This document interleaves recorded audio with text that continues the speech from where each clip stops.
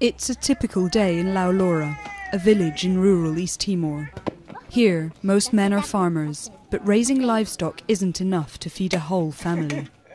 Mariano Pereira chops wood, hoping to sell it for a decent price in town. It's back-breaking work, and only just brings enough to pay the bills. We don't have running water here. We have to get it over there in the wood. There is a well, but the water isn't very good quality. Sometimes there's nothing. 10 years ago, Alcino de Rosso left the countryside. He works all hours selling food and drinks on the streets of Dili. But the cost of living is rocketing, and he barely earns enough to support his 7 children. Life is very tough. Sometimes I don't have enough money to pay for school or buy food.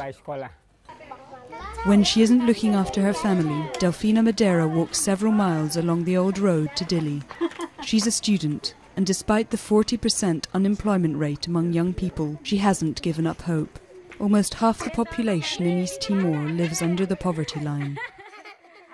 I know jobs don't just appear out of thin air, but if you want to work badly enough, I think you can find one. The discovery of oil resources is a major source of hope. But while the oil sector pours money into state coffers, daily poverty continues. Usually we say this is a rich country with poor people, but poverty is declining.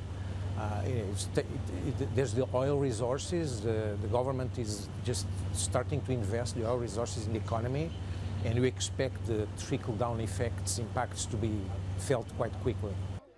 But these alternatives alone are not likely to pull the country out of poverty.